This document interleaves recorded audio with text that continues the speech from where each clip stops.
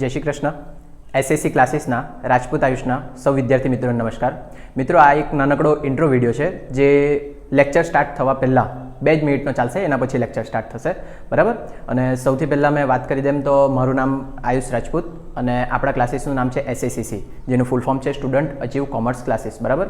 અહીંયા સાઇટ પર તમને મારો મોબાઈલ નંબર દેખાશે. જો તમને કોઈ પણ સબ્જેક્ટમાં ડાઉટ હોય 11, 12 કોમર્સ, બીકોમ, એમકોમ, બરાબર, તમે એના પર મેસેજ કરીને પૂછી શકે. પછી એની નીચે મારા યુટ્યુબનું ચેનલ દેખાશે અને એ યુટ્યુબના ચેનલ પર તમને 11, 12ના તો થોડાક ઓછા મળશે, પણ બીકોમ એમકોમના પૂરેપૂરા વિડીયો મળશે તમને. અને એની અંદર વિડીયોની અંદર કોમેન્ટ કરજો જો કંઈ બી નહીં ખબર પડે તો, બરાબર. આ બાજુ મારા ઉપર દેખાશે મારું પર્સનલ ઇન્સ્ટાગ્રામ અકાઉન્ટ હશે, એની નીચે આપણા ક્લાસીસનું ઇન્સ્ટાગ્રામ અકાઉન્ટ હશે અને એની નીચે એક ઇન્સ્ટાગ્રામનું અલગથી અકાઉન્ટ બનાવ્યું છે જેની અંદર 11, 12 પ્રથમ પરીક્ષા અને દ્વિતીય પરીક્ષાના તમને પેપર મળી જશે, બરાબર. અને એકદમ લાસ્ટમાં તમને દેખાશે ટેલિગ્રામનું ચેનલ છે. ટેલિગ્રામના ચેનલની અંદર 12th બોર્ડના અને બીકોમ એમકોમના યુનિવર્સિટીના બધા પેપર મૂકેલા છે, બરાબર. અને એ પેપર શોધવા માટે મારા એમકોમની અંદર સાથે ભણતી એક છોકરી હતી પ્રિયા, જેણે હેલ્પ કરી છે, તો એ બધું ક્રેડિટ એને જ જાય છે, બરાબર. અને સ્પેશિયલી વાત કરી દેમ તો આપણા ક્લાસના અત્યાર સુધી કોઈ પેઇડ કોર્સ એટલે કે જે તમે પૈસાથી ખરીદીને ભણી શકે તેવા કોઈ કોર્સ નથી અને આપણા ટ્યુશન ક્લાસીસનું કોઈ અત્યાર સુધી એપ્લિકેશન નથી, બરાબર, જે ટૂંક સમયમાં ડેવલપ થશે, બરાબર. કંઈ બી ડાઉટ હોય એની ટાઈમ તમે પૂછી શકે અને આ જેટલી વસ્તુ દેખાય એ બધી વસ્તુ હું હેન્ડલ એકલો જ કરું છું. એટલે કદાચ શક્યતા એવી કે તમારા મેસેજના રિપ્લાય આપવામાં કે કોમેન્ટના રિપ્લાય આપવામાં થોડો ટાઈમ લાગી જાય તો થોડુંક વેઇટ કરજો અને આપણે વિડીયો સ્ટાર્ટ કરીએ, બરાબર. Thank you. ચાલો હવે એમસીક્યુના જવાબ બી ફટાફટ જોઈ લે. જવાબ બી હોતી કરતા તો સારું પડતે. જવાબ તો ધ્રુવીને આવડે જ છે. ચાલો ધ્રુવી, વિભાગે અહીંયા હેડિંગ આપી દે. તમારે તો ખાલી ટીક જ કરવાનું છે ને.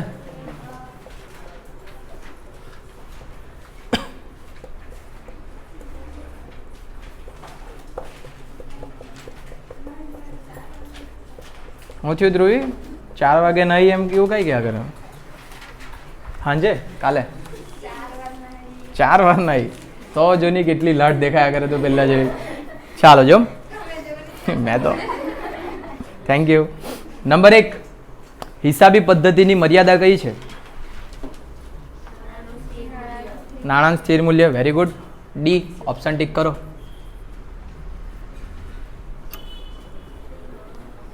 મર્યાદા એટલે ખબર પડે ને, જે નેગેટિવ પોઈન્ટ હોય તે. હા ને, નેગેટિવ પોઈન્ટમાં પહેલું જોજો, નફાકારકતા જણાવે. તમે હિસાબ કરે એના પરથી નફો જાણી શકે એ નેગેટિવ પોઈન્ટ કહેવાય નહીં. પછી આર્થિક સ્થિતિ જણાવે, તમારા ધંધામાં આર્થિક સ્થિતિ કેવી છે, તમારા પાસે મિલકત કેવી છે ને આ બધી વસ્તુ તમારા હિસાબો બતાવે એ નેગેટિવ વસ્તુ છે? નથી. કરવેરાનું આયોજન, તમે હિસાબ કરે તો તમે ટેક્સનું આયોજન કરી શકે, નેગેટિવ પોઈન્ટ છે આ? હા કે ના? નહીં. નાણાંનું સ્થિર મૂલ્ય, તમે હિસાબો દર્શાવે ને તો તે ફક્ત ને ફક્ત નાણાંમાં જ દર્શાવી શકે, બીજી બધી વસ્તુઓ અવગણવા પડે. તો આ તમારી શું છે? મર્યાદા, નેગેટિવ પોઈન્ટ છે. અને જો તમે હિસાબો બીજી બધી પદ્ધતિમાં બી દર્શાવી શકતા હો તો વધારે સારું પડતે. પણ બાકીના 3 ફાયદા છે અને પેલું ચોથું શું છે? મર્યાદા. કયા વ્યવહારોની નોંધ હિસાબી ચોપડામાં થતી નથી? બિન આર્થિક. પેટા નોંધમાં બી આની નોંધ તો નહીં થાય કે? ટીક કરો એ. પછી ત્રીજો, એક દેશ એક કર સૂત્રના અમલનું વર્ષ કયું? એક દેશ એક કર એટલે કે જીએસટી. અને જીએસટી કયા વર્ષમાં આવેલું? 2017. એટલે લખો સી.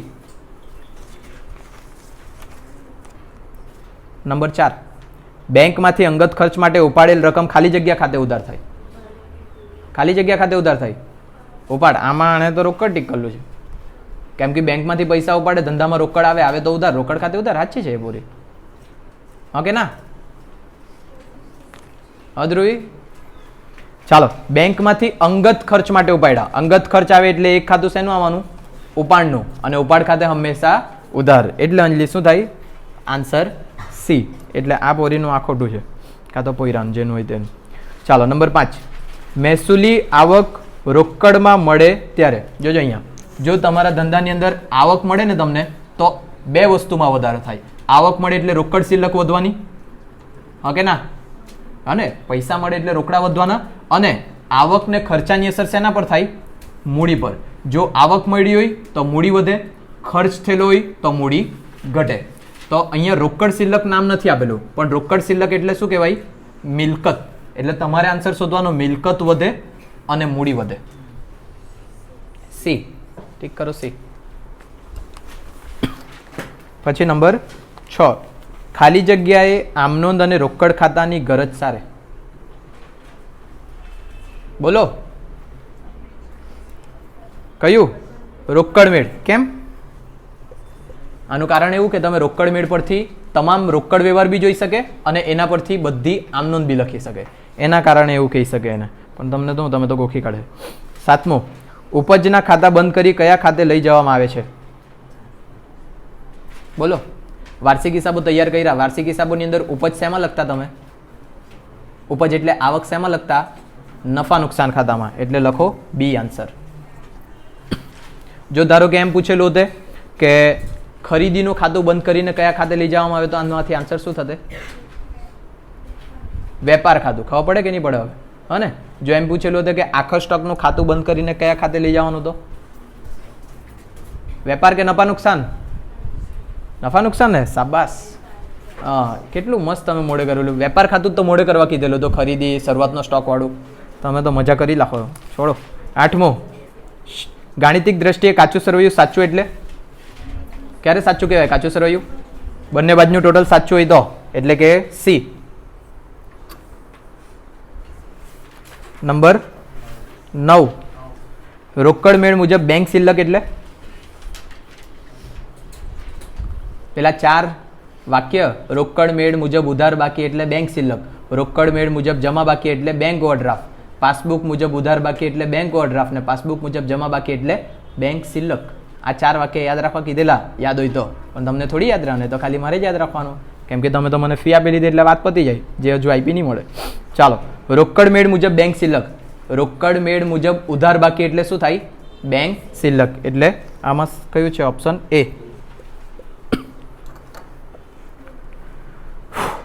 નામાના સિદ્ધાંતોનું પાલન ન થવાથી ઉદ્ભવેલ ભૂલને કઈ ભૂલ કહેવાય? વિસરચૂક. શાબાશ. સિદ્ધાંતની ભૂલ કહેવાય ગધેડાએ. સી ટીક કરો. પેલું ભરપાઈ ચૂક. ભરપાઈ ચૂક ખબર? અહીંયા જો, તમે રોકડ ખાતે ઉધાર કરવાના હતા 500 અને કોઈક બીજા વ્યવહારની અંદર રોકડ ખાતે જમા કરવાના હતા 500. તમે આ ઉધાર બી નહીં કર્યા, આ જમા બી નહીં કર્યા. 2 ભૂલ છે, ઓકે ના?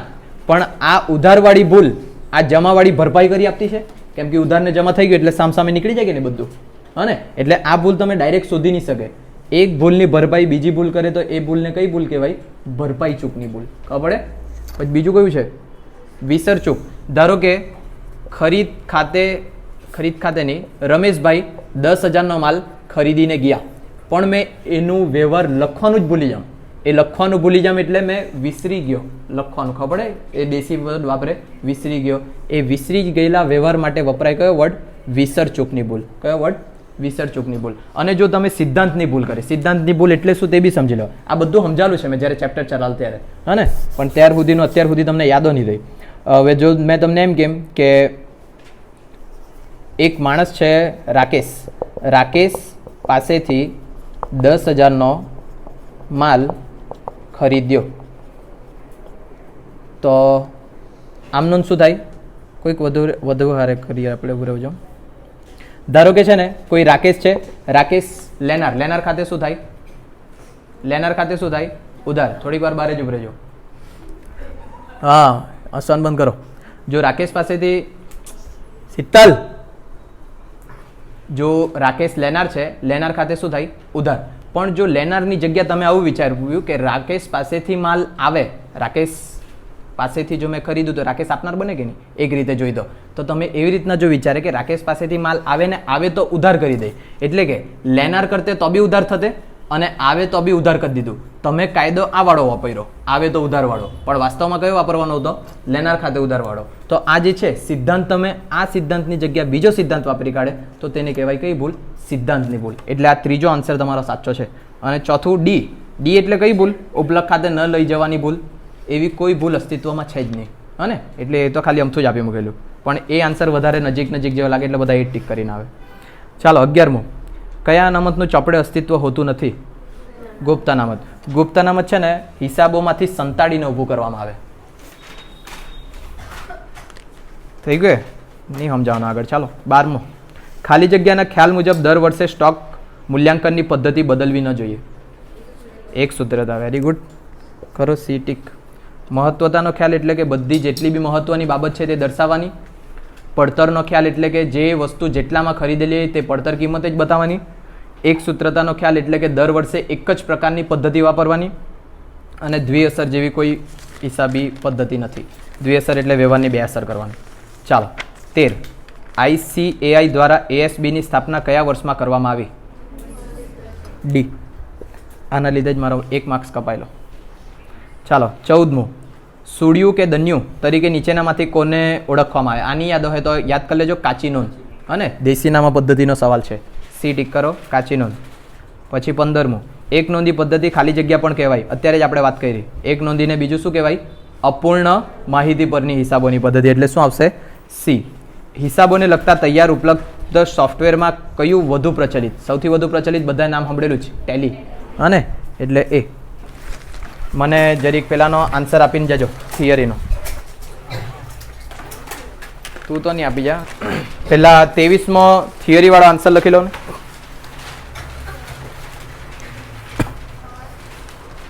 લખો 23. 22માં બાકી છે. 23 લખો. એક નોંધી પદ્ધતિ. એક નોંધી પદ્ધતિ દ્વિનોંધી પદ્ધતિથી એક નોંધી પદ્ધતિ દ્વિનોંધી પદ્ધતિથી કઈ રીતે જુદી પડે છે? કઈ રીતે જુદી પડે છે? લખો આન્સર. એક નોંધી પદ્ધતિમાં આન્સર લખો. એક નોંધી પદ્ધતિમાં મારી ખાસી હારી જેવી લાગ્યા કરે ને કે નહીં લાગ્યા કરે? રોહિત તો ના પાડ્યા કરે. હારો કાલે ભણાવ્યું નહીં કોઈને ને એટલે જો હારી થઈ ગઈ. જોઈ ને 4 વિતાલ લીધે. ચાલો. એક નોંધી પદ્ધતિમાં દ્વિનોંધી પદ્ધતિ મુજબ સંપૂર્ણ હિસાબો તૈયાર ના કરતા માત્ર રોકડ મેળ કે ખાતા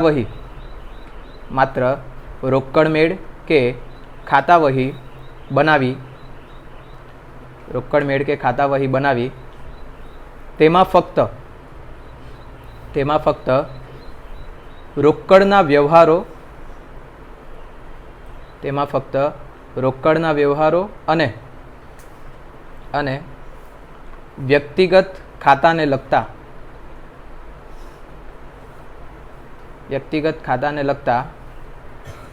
જ વ્યવહારો નોંધવામાં આવે છે. તેમાં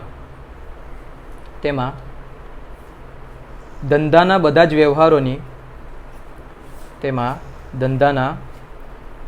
વ્યવહારોની બેવડી અસર આપવામાં આવતી નથી.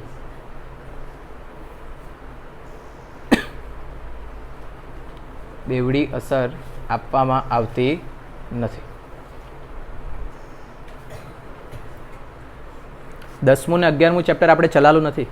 થિયરી છે અને એની અંદર 2 સવાલ પૂછાય. એ 2 સવાલ માટે આપણે ટાઈમ નથી બગાડ્યો. પણ જો સમજવાનો હોય ને તો એક નોંધી પદ્ધતિ શું હોય તે સમજી લો. અત્યારે જે તમે હિસાબ શીખા વાર્ષિક હિસાબ સુધી તે કઈ પદ્ધતિએ શીખા? દ્વિનોંધી નામા પદ્ધતિ. કઈ પદ્ધતિ? દ્વિનોંધી નામા પદ્ધતિ. અને અસ્તિત્વમાં તમારી આ જ ચાલતી છે. પણ જે એક નોંધી નામા પદ્ધતિ છે ને તેનું આવું નામ બી છે, અપૂર્ણ હિસાબોની પદ્ધતિ. શું છે એનું બીજું નામ? અપૂર્ણ હિસાબોની પદ્ધતિ.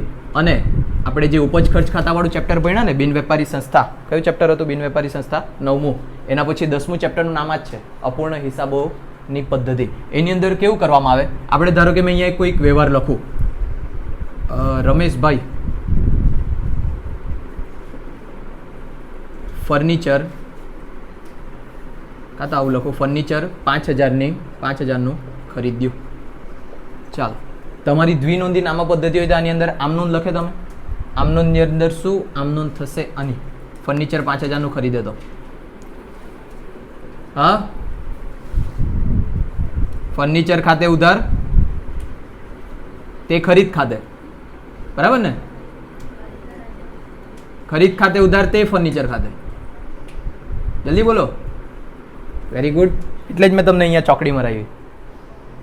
હા ને, આ સૌથી હેલ્લો વ્યવહાર છે તો ઓન થયા કરે. સૌથી પહેલા શું ઓળખવાનું કોઈ બી વ્યવહારની અંદર? રોકડ છે કે ઉધાર? રોકડ છે કે ઉધાર?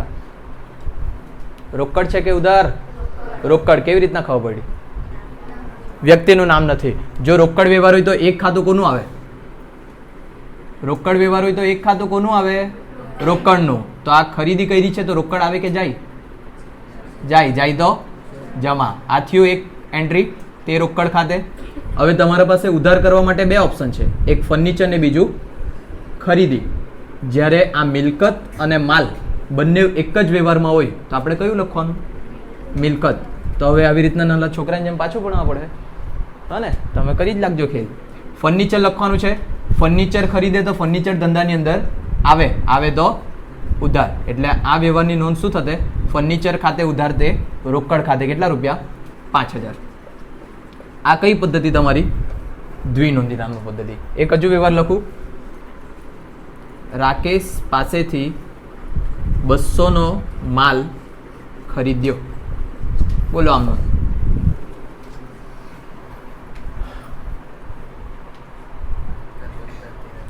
Very good.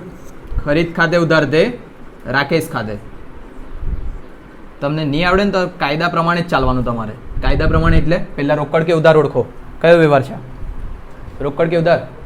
ઉધાર. કેમ કે રાકેશનું નામ આવ્યું. જો ઉધાર વ્યવહાર હોય તો એક ખાતું કોનું આવે? વ્યક્તિનું. રાકેશ પાસેથી ખરીદ્યું તો રાકેશ લેનાર કે આપનાર? આપનાર ખાતે જમા. એક થઈ ગયું. આ હવે બીજું ખાતું જોઈ લો. આમાં બીજું કોઈ ખાતું દેખાય ખરીદી સિવાય?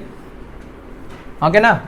નથી. તો બસ ખરીદી કરે તો માલ ધંધાની અંદર આવે. આવે તો ઉધાર. એટલે ખરીદ ખાતે ઉધાર. કેટલા રૂપિયા?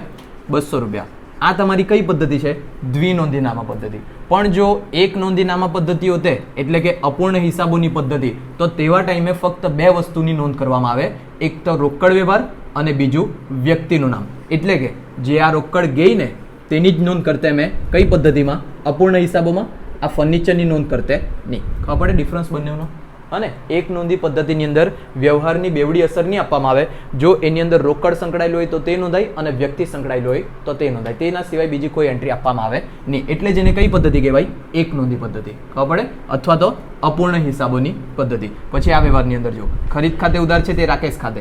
આપણે વ્યક્તિને રોકડ લખવાનું. આ વ્યક્તિ લખા મેં, ખરીદ ખાતું લખા નહીં લખા. બસ આટલું ડિફરન્સ છે. હવે તમે તમારી વ્યાખ્યા વાંચો ને તો એ વ્યાખ્યાની અંદર એવી જ રીતના લખેલું છે કે એક નોંધી પદ્ધતિમાં દ્વિનોંધી પદ્ધતિ મુજબ સંપૂર્ણ હિસાબો તૈયાર ના કરતા માત્ર રોકડ મેળ કે ખાતા વહી બનાવી તેમાં ફક્ત રોકડના વ્યવહારો અને વ્યક્તિ ખાતાને લગતા જ વ્યવહારો નોંધવામાં આવે. ખબર પડે વ્યાખ્યા બધાને?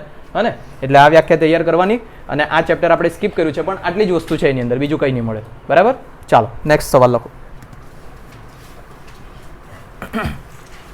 કમ્પ્યુટર હિસાબી પદ્ધતિના અંગો જણાવો. કમ્પ્યુટર હિસાબી પદ્ધતિના અંગો જણાવો.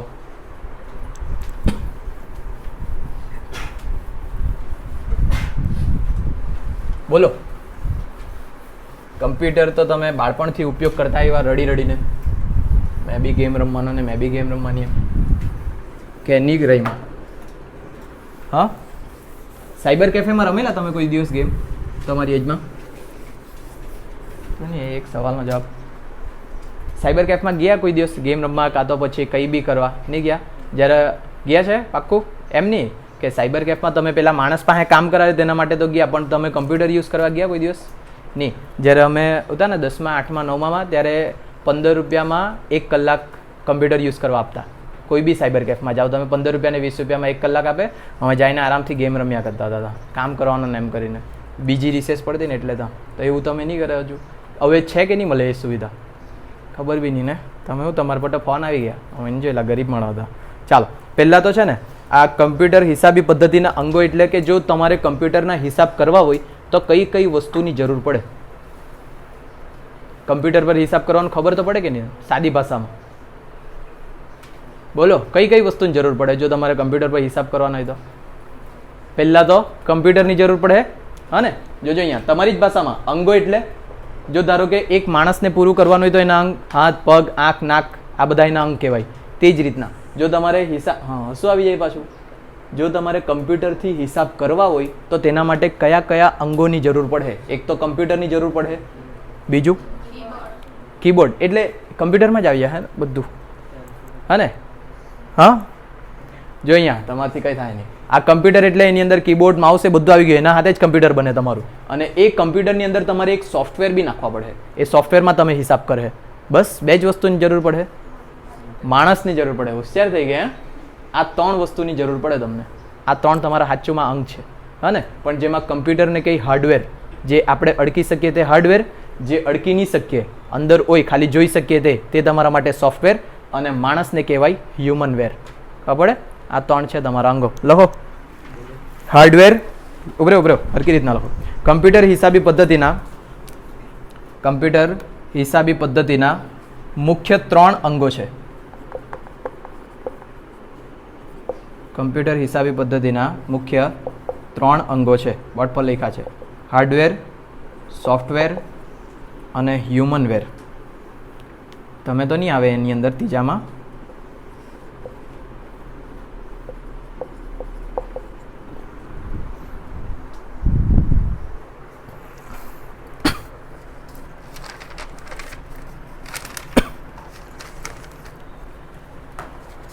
લખો. આ બધી હેલ્લી જ વસ્તુ હતી એટલે ચેપ્ટર સ્કીપ કરેલું. જ્યારે આપણું રિવિઝનમાં આવતું જાય ને એટલે ત્યારે પાછો સમજાવતો જાવ. બરાબર? ચાલો વિભાગ સી હેડિંગ આપી દો. વિડીયો ચાલે છે? હેડિંગ આપો વિભાગ સી, નંબર 25. નીચેના ખાતાનું વર્ગીકરણ કરો. ચેપ્ટર બીજાનો થાય. નીચેના ખાતાનું વર્ગીકરણ કરો. લખો. ફર્નિચર ખાતું, અલ્પવિરામ, બાજુમાં જ લખજો, નીચે નહીં લખતા પાછા. ફર્નિચર ખાતું, પછી કન્ટિન્યુ લખતા જાઓ. અમદાવાદ શાખા ખાતું, ફર્નિચર ખાતું, અમદાવાદ શાખા ખાતું. મળેલ ડિવિડન્ડ ખાતું, મૂડી ખાતું, ગાલખાત ખાતું, મૂડી ખાતું, ગાલખાત ખાતું. રિલાયન્સ શેર ખાતું, રિલાયન્સના શેર ખાતું.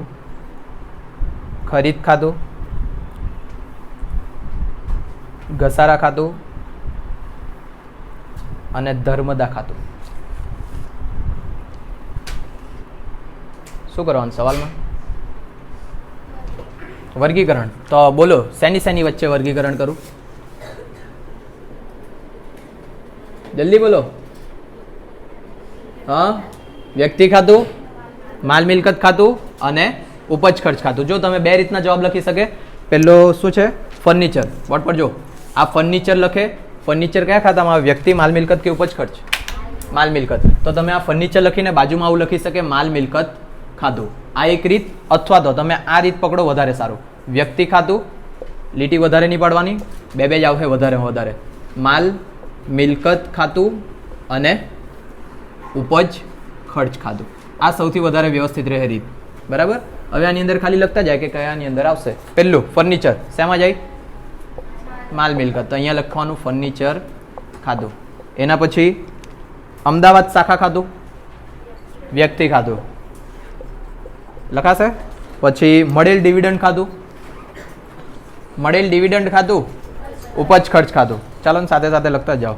ફર્નિચર માલ મિલકતમાં લખી લો. ઉપર હેડિંગ આપી લો પહેલા.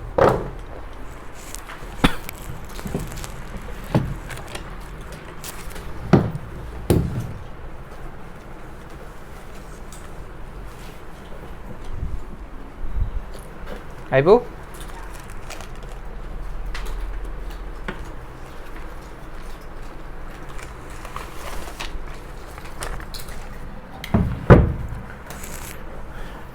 લખાયું કે?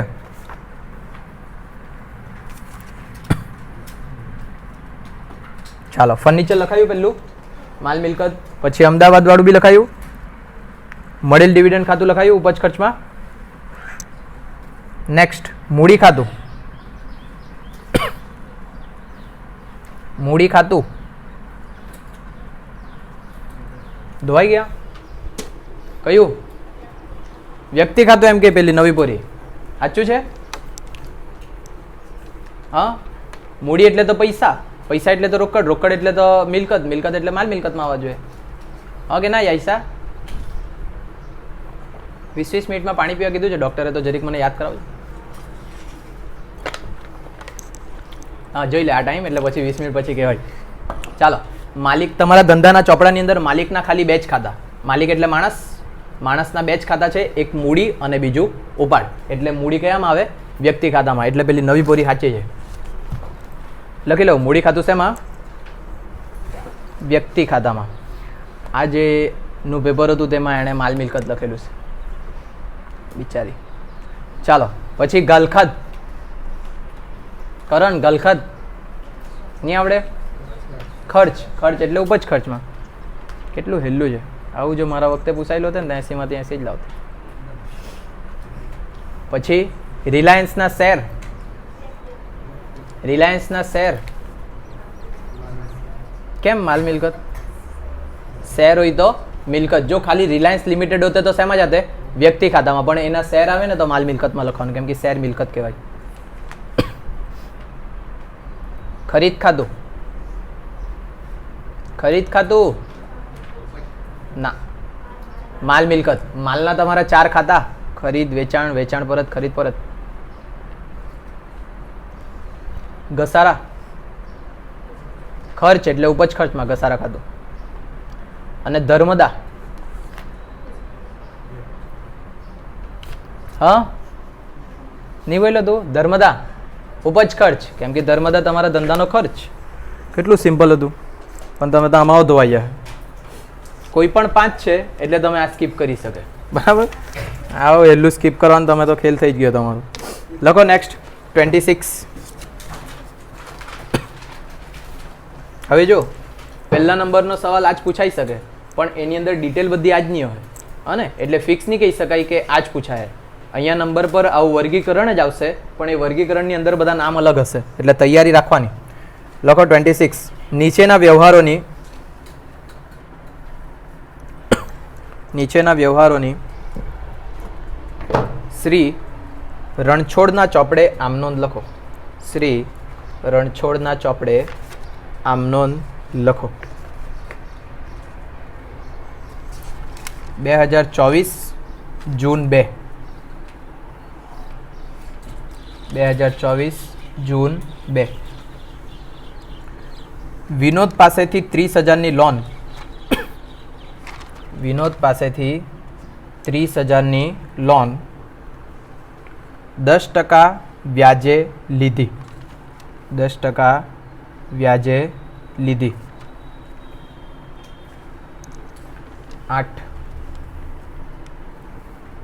તારીખમાં લખો 8. મંદિરમાં દાન પેટે. મંદિરમાં દાન પેટે 1500 આપ્યા. મંદિરમાં દાન પેટે 1500 આપ્યા. નંબર 10. 10,000નો માલ.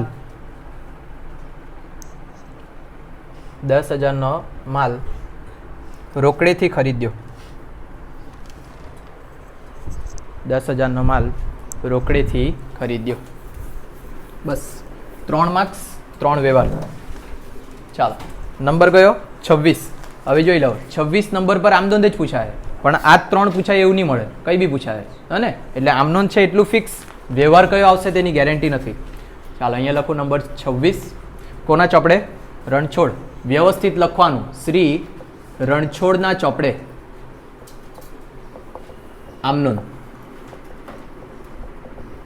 પછી આમનોંધનો નમૂનો, તારીખ, વિગત, પછી નોપા. ને નોપા નહીં આવે ને? મૂડી દેવા મિલકત લેણા નહીં આવે? કેમ ભાઈ? ચાલો તારીખ, વિગત, ખાપા, ઉધાર, જમા 3 વ્યવહાર છે. તારીખ લખવામાં બી સૌથી પહેલાં વર્ષ લખવાનું. પહેલાં જોઈ લો, પછી લીટા પાડજો તમારા. 2024 જૂન 2. શું કીધેલું છે વ્યવહારમાં? વિનોદ પાસેથી 30,000ની લોન 10% વ્યાજે લીધી. તમે નાના છોકરા જેવું જ કરજો. રોકડ વ્યવહાર કે ઉધાર વ્યવહાર? ઉધાર વ્યવહાર. કેમ? વિનોદનું નામ આવી ગયું એટલે, બરાબર ને? બધા સહેમત છે કે કોઈ કાઉન્ટર કરવાનું? એને કાઉન્ટર એટલે ખબર પડે? તેમાં નહીં ખબર હોય, છોડ. કોઈ કઈ વ્યક્તિ કઈ હા, તું કાઉન્ટર કરવાનું બોલ. હા, કઈ નહીં, હાર માન લીધી, બહુ ફાસ્ટ. આ જે વ્યક્તિનું નામ આપ્યું છે એટલે તમે ઉધાર વ્યવહાર કહી. સાચું કે ખોટું ડિમ્પલ? હા ડિમ્પલ, સાચું. સુરેન્દ્રભાઈનું નામ રોશન કરી જ લખવાનું છે તમે લોકો. પાછળ સેફી 50માંથી 50 વાળી. ચાલો જલ્દી. જોયું? જે આપેલું તે જ પૂછાઈ જાય તો 50માંથી 50 આવી જ જવાના કે નહીં? જલ્દી બોલ. ઉધાર વ્યવહાર કે રોકડ વ્યવહાર? દીપિકા ને ઉધાર ને જરીક ડોકું નીચે કરની પૂરી. હા, રોકડ. કેમ? હું 10%ની લોન એટલે રોકડ. આપણે હવે છોકરાઓ બાજુ જવા પડવાનું. પાછળ યજ્ઞેશ ની ખબર? બહુ ખતરનાક પાસ થવાના છે તમે લોકો અકાઉન્ટમાં. તો હવે તો તમને બેઠું આપી લે તો બી કંઈ થવાનું નહીં મળે. તમારા વ્યવહારની અંદર વ્યક્તિનું નામ હોય, વ્યક્તિનું નામ આવે એટલે ઉધાર વ્યવહાર તો નક્કી જ છે. પણ તમને આવી વસ્તુ બી તો કીધેલી, જો ચૂકવ્યા હોય, મળ્યા હોય તો કયો વ્યવહાર બની જાય? રોકડ વ્યવહાર, બરાબર. જો ધારો કે એમ રમેશભાઈએ 500 ચૂકવ્યા, તો આમાં બી રમેશભાઈનું નામ આવ્યું કે નહીં? તો આ ઉધાર વ્યવહાર બની ગયું નહીં, કેમ કે એમણે ચૂકવી દીધા. તો પછી કેવો વ્યવહાર? રોકડ વ્યવહાર. ઉમરસાડી ઉપર જોજો બંને એવું. પછી જો મેં ધારો કે એમ કે રમેશભાઈ પાસેથી 200 મળ્યા, અહીંયા બી માણસનું નામ આવ્યું, પણ મળ્યા એટલે તો રોકડ વ્યવહાર બની જાય. તેવી જ રીતના જો ધારો કે મેં આ હેત પાસેથી લોન લેમ, જો મેં એના પાસેથી લોન લેવાનો જ છે તો પછી એ ઉધાર વ્યવહાર તો બની જ નહીં શકે કે બને? જો મેં કોઈ પાસેથી લોન લેવા જામ તો એ ઉધાર વ્યવહાર બને? હા કે ના? અરે યાર, તમે તો બહુ ખતરનાક પૈરાઓ થઈ જવાના. જો લોન લે તમે તો એ તમારા ધંધા માટે રોકડ વ્યવહાર બને, અને રોકડ વ્યવહાર બને તો ધંધાની અંદર રોકડ આવે કે જાય તે પહેલાં નક્કી કરવાનું. તમે વિનોદ પાસેથી લોન લઈ તો ધંધામાં રોકડ આવે કે જાય? આવે તો ઉધાર. હા, હવે મને કહ્યું કે કાલથી ખાલી સ્ટેટ જ ભણાવો તમે તો જ સારું પડે અમને. બીજું કયું ખાતું સંકળાયેલું? બીજું વિનોદની લોનનું ખાતું. અને તમે લોન ધંધામાં લાવ્યા છે ને, બે રીતના નક્કી કરી શકે. લોન તમારા ધંધા માટે દેવું, દેવું એટલે લેણદાર. લેણદાર ખાતે શું થાય? જમા. એ રીતના બી તમે જમા કરી શકે. અથવા તો વિનોદ પાસેથી લોન લાવ્યા તો વિનોદ બને આપનાર, આપનાર ખાતે જમા. એટલે તે વિનોદની 10%ની લોન ખાતે. કેટલા રૂપિયા? 30,000. બાબત જે તો નહીં લખવાની ને? હા એમ. ચાલો બાબતજે બોલો. લોન લીધી તેના વાત પતે. અરે બાબતજે ટૂંકમાં લખવાનું, તેમાં લાંબુ લખ્યા કરે. પછી જૂન 8. મને લાગે બહુ મજા આવવાની છે મને અકાઉન્ટ ભણવામાં. મંદિરમાં દાન પેટે રૂપિયા 1500 આપ્યા. રોકડ વ્યવહાર કે ઉધાર વ્યવહાર? રોકડ વ્યવહાર. રોકડ વ્યવહાર હોય તો એક વ્યવહાર, એક ખાતું કોનું? રોકડનું. તો જોઈ લો રોકડ આવે કે જાય? જાય તો જમા, તો તે રોકડ ખાતે. ઉધાર શું કરું? ધર્મદા ખાતે. પણ તમે વ્યવસ્થિત લખો તો અહીંયા આવું લખી શકે, ધર્મદા ખર્ચ ખાતે ઉધાર. કેટલા રૂપિયા? 1500. બાબત જે મંદિરમાં દાન આપ્યું તેના નહીં આવડે ને તો વ્યવહાર ઉતારીને પાછળ તેના લગાડી મૂકજો. હાલ તમે તો જૂન કયું? 10 રૂપિયા 10,000નો માલ રોકડેથી ખરીદ્યો. આ તો ખબર પડે ને રોકડ કે ઉધાર? હા ધ્રુવી, રોકડ. ચાલ વેરી ગુડ. રોકડ વ્યવહાર હોય તો એક ખાતું કોનું? રોકડનું. ખરીદી કરેલ છે તો રોકડ આવે કે જાય? જાય તો जमा तो ते रोकड़ खाते तो उधार क्यों करूँ खरीद खाते उधार કેટલા રૂપિયા 10,000 બાબતજી રોકડેથી ખરીદી કરી દેના બસ ટોટલ છે ને છેલ્લે મારવાનું છેલ્લે મીન્સ કે જ્યારે તમારું બધું થઈ જાય ને ત્યારે કુલ સરવાળો કરજો કેમ કે સરવાળો કરવામાં ટાઈમ જશે તમારો મજા કરો અકાઉન્ટ સાથે એક વર્ષથી ભણ્યા કરે પણ જો કંઈક આવતું હોય તો શું કહી ધ્રુવી તું કંઈ નહીં બોલી તો કોણ બોલ્યું નામ ફોડી મૂકતો એનું નામ બી નહીં ફોડવા માંગે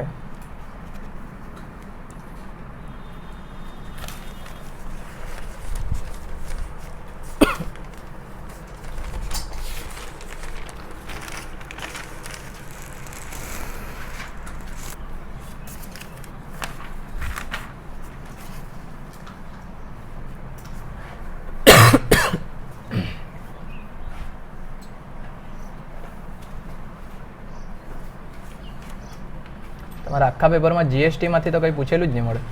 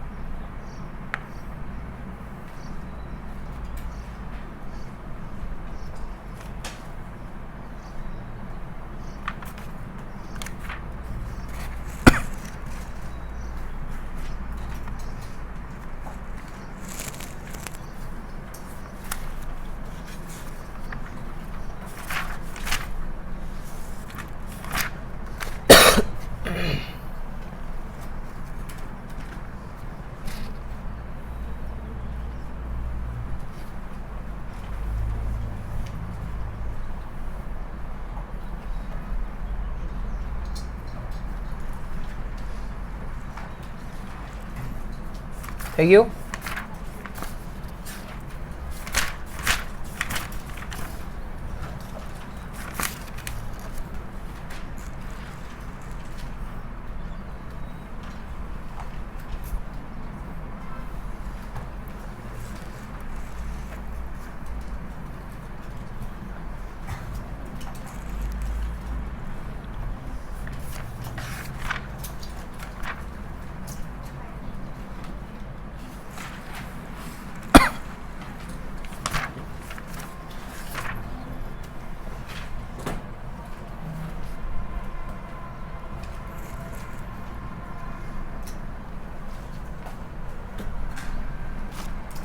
લખાયું કે લખો નેક્સ્ટ હજુ કોનું બાકી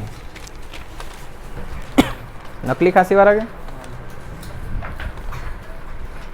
નંબર 27 નીચેના વ્યવહારો નીચે આપેલા વ્યવહારો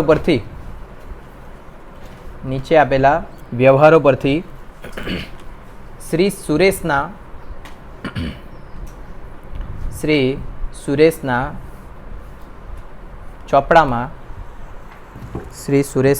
ચોપડામાં ખરીદ નોંધ તૈયાર કરો સુરેશના ચોપડામાં ખરીદ નોંધ તૈયાર કરો તમે હું પાસ થવાના અકાઉન્ટમાં 2023 ઓક્ટોબર 1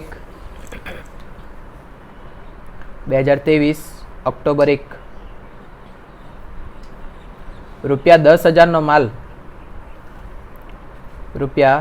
10,000નો માલ દીપક પાસેથી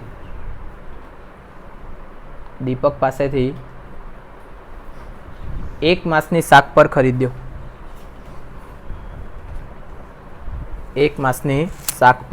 ખરીદ્યો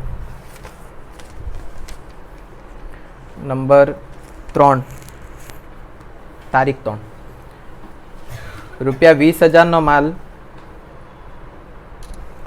રૂપિયા 20,000નો માલ સરદાર સ્ટોર્સમાંથી સરદાર સ્ટોર્સમાંથી 10% વેપારી વટાવે ખરીદ્યો. 10% વેપારી વટાવે ખરીદ્યો. ભરતિયા નંબર 116. ભરતિયા નંબર 116. નંબર 7, 18,000નો માલ 18,000નો માલ પંકજ પાસેથી 18,000નો માલ પંકજ પાસેથી રોકડેથી ખરીદ્યો. રોકડેથી ખરીદ્યો.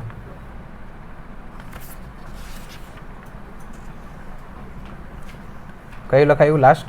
15 કે 7? 7 પછી લખો 15. રાજેશે 20,000નો માલ 20,000નો માલ 10% વેપારી વટાવે 10% વેપારી વટાવે મોકલી આપવા ઓર્ડર આપ્યો. મોકલી આપવા ઓર્ડર આપ્યો. 20 તારીખ 16,000નું ફર્નિચર વ્યાસ ફર્નિચર માર્ટમાંથી 16,000નું ફર્નિચર વ્યાસ ફર્નિચર માર્ટમાંથી 1 માસની શાક પર 1 માસની શાક પર ખરીદ્યો. 1 માસની શાક પર ખરીદ્યો. નેક્સ્ટ 21, રાજેશે ઓર્ડર મુજબનો માલ મોકલી આપ્યો. રાજેશે ઓર્ડર મુજબનો માલ મોકલી આપ્યો. અને રેલવે નૂરના 1,000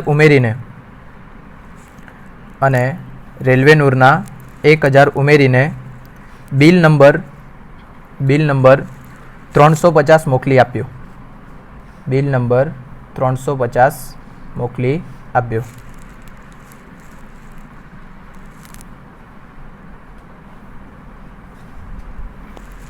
24 તારીખ 14,000નો માલ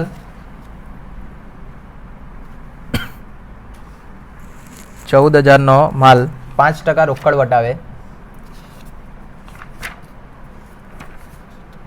5% રોકડ વટાવે ખરીદ્યો.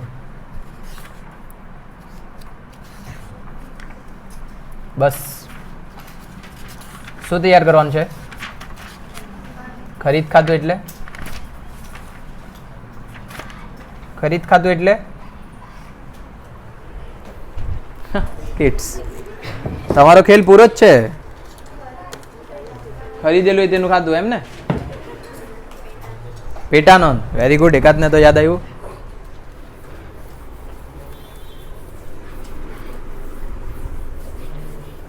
તો મને પેટા નોંધના કાયદા કોણ યાદ કરાવે ધ્રુવી?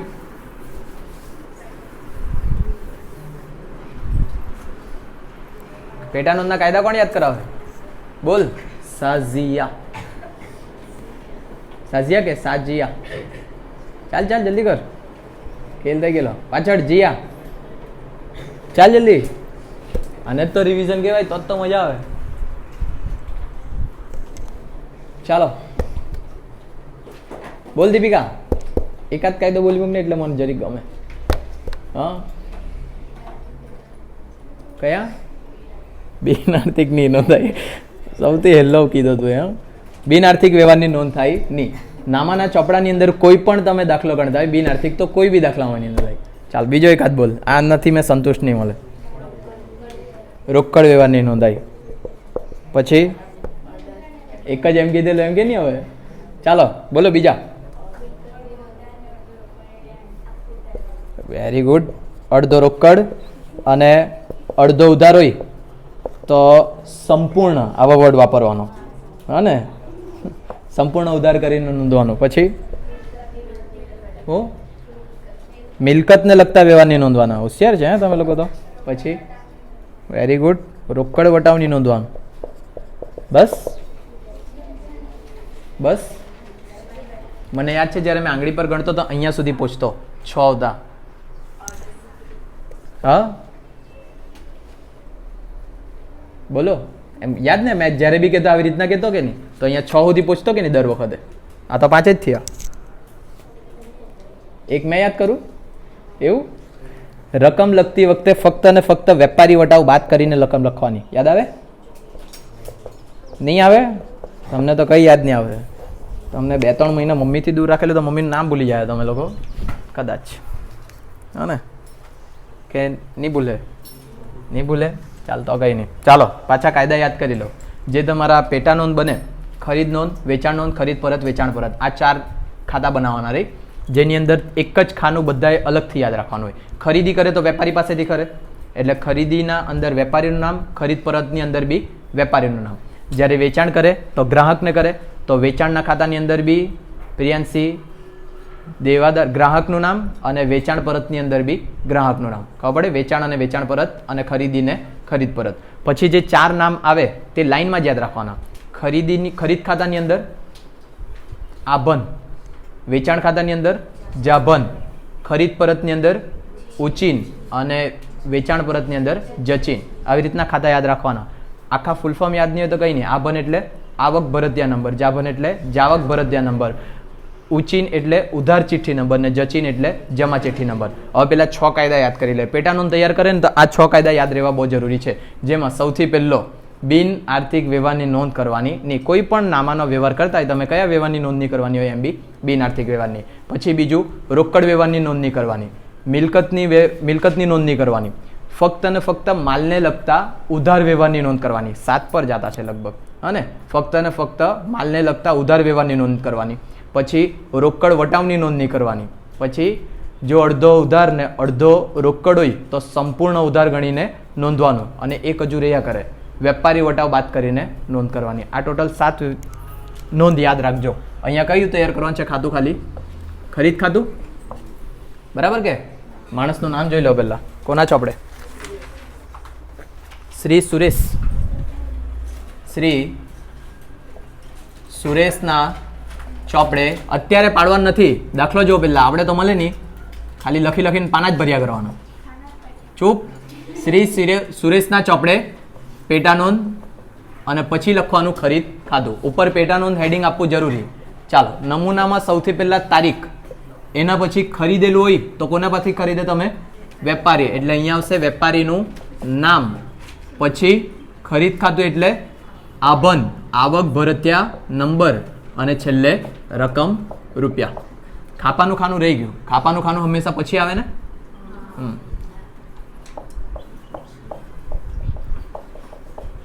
ચાલો હવે અંદરથી વાંચીએ અને કયા વ્યવહાર નોંધવાના તે નક્કી કરીએ.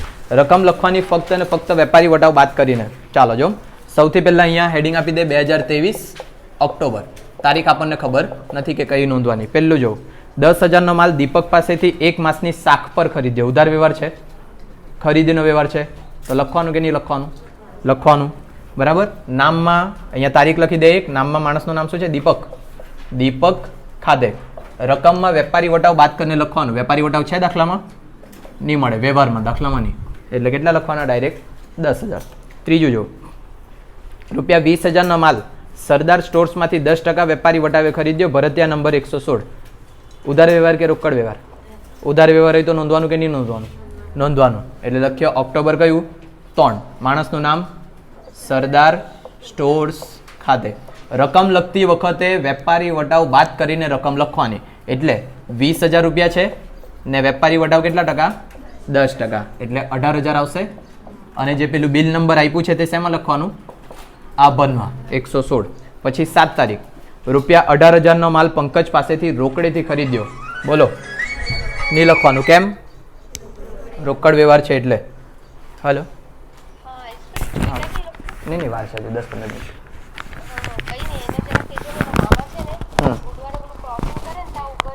ઓકે સારું ચાલો. એ ત્યાંથી જ જતો છે કે જે પૂછી લો નહીં એટલે તો ઉદવાડા પેલું ફાટક પાસેથી હા હા ઉદવાડા પેલું ક્રોસ કરે ફાટક પાસે તારા મામા ઉભેલા છે ત્યાંથી જ જાય તું હા ત્યાંથી જ જાય હા તો બસ મામા ઉભા રહેલા છે કે જો ઓકે ચાલ તો આ મામા ઉભેલા છે આજે મામાનો તો જઈને એમ કે જાય મામા ભૂખ લાગી નાસ્તો કરવાનો હા ને આજે મામાનો ખેલ કરી જ લાગ પછી મેં તો કેમ જરી ક્યાંય પેન્ટ ફાડ લાગ લેવા પડે નવા કપડાં એવું અરે એવી રીતના જ મામા લોકોને લૂંટવાનો હોય મને તો લૂંટે એ લોકો ચાલો નેક્સ્ટ 7 તારીખ ₹18,000નો માલ પંકજ પાસેથી રોકડેથી ખરીદ્યો લખાય નહીં લખાય કેમ કે રોકડ વ્યવહાર 15 રાજેશને ₹20,000નો માલ 10% વેપારી વટાવે મોકલી આપવાનો ઓર્ડર આપ્યો નહીં લખાય કેમ ઓર્ડર આપ્યો તો હું બેન આરતી ગયો ઓર્ડર આપ્યો પાછા 20 જો 16,000નું ફર્નિચર વ્યાસ ફર્નિચર માર્ટમાંથી 1 માસની શાક પર ખરીદ્યું ઉધાર વ્યવહાર કે રોકડ વ્યવહાર ઉધાર વ્યવહાર વ્યાસ ફર્નિચરમાંથી ખરીદેલું છે એટલે હા તો ક્યારે બોલવાના તો કેમ નહીં નોંધવાનું ફર્નિચર તો હું મિલકતને લગતા વ્યવહાર નોંધાય નહીં 21 રાજેશે ઓર્ડર મુજબનો માલ મોકલી આપ્યો અને રેલવે નૂરના 1,000 ઉમેરીને બિલ નંબર 350 મોકલી આપ્યો જે રાજેશે ઓર્ડર મુજબનો માલ મોકલ્યો એમ કીધું એટલે અહીંયા પહેલાં તો લખું મેં 21 તારીખ પણ આ 21 તારીખનું નોંધ માટે આપણે પેલો ઓર્ડર જોવા પડે ઓર્ડર જો રાજેશને 20,000નો માલ 10% વેપારી વટાવે મોકલી આપવાનો ઓર્ડર આપ્યો કેટલાનો માલ હતો 20,000નો 10% વેપારી વટાવે પહેલાં માણસનું નામ લખીએ કોણ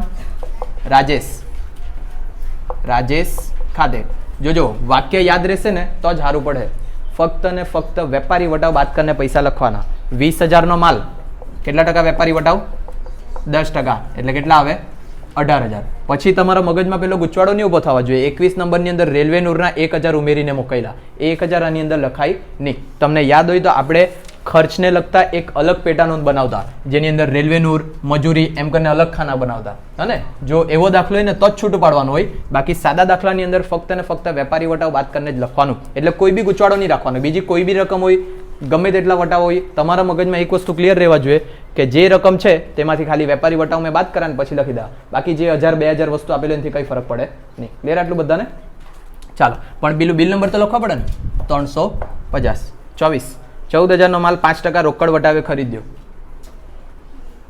કેમ નહીં લખવાનું કેમ કે રોકડ વટાવ આપ્યો એટલે રોકડ વ્યવહાર છે એટલે બરાબર બસ પતી ગયું અને અહીંયા લખવાનું કુલ ઉધાર ખરીદી જોજો અહીંયા એ લોકોની પેટર્ન બી આવું જ છે 3 માર્ક્સનો દાખલો તો 3 વ્યવહાર લખાતા છે પણ તમારી પેપરમાં એવું બંધાઈને નહીં બેસી રહેવાનું 4 લખાઈ ગયા તો ગભરાવાનું ચાલુ કરી નાખે મારો ટોટલ કેટલા 18 દુ 36 46 તમારે તો બોલી જ નહીં ખબર પડે મને એમસીક્યુ બાકી છે ને આપણે એમસીક્યુ પતાવી લખીએ જવાબ શોધી કાઢો ફટાફટ મેં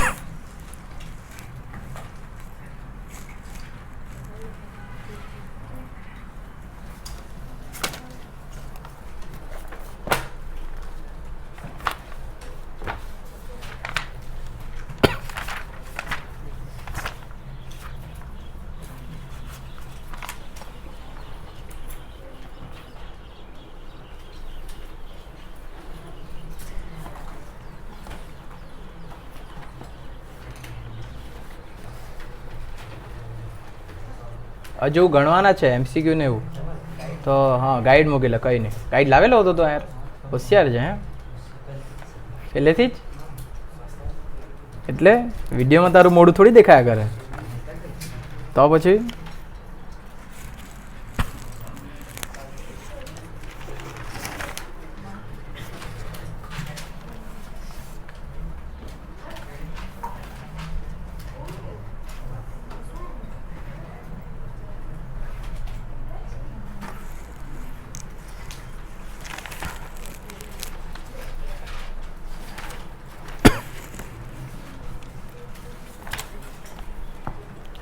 થી કંટાળો થાય એમસીક્યુ ના જવાબ જ શોધવામાં આવે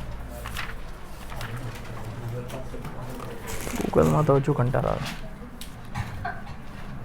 કોને ખાંસી આવી? ધ્રુવી, તબિયત બહુ ખરાબ તો નહીં મળે ને તારી? જાય મોહનદેડ,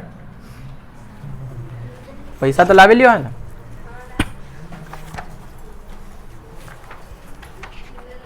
ચિલ્લર લાવેલી? કાં બેહેલી હતી આજે? દાદી એટલે દાદી બી મંદિર જાય એમ?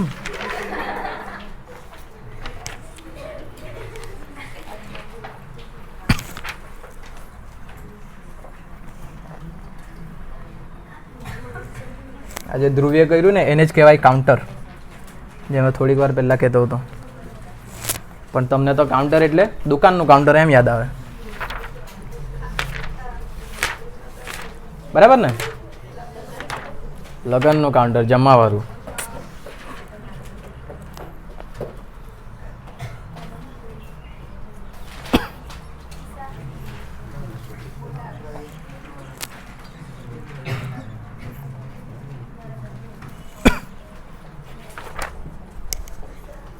થઈ ગયું?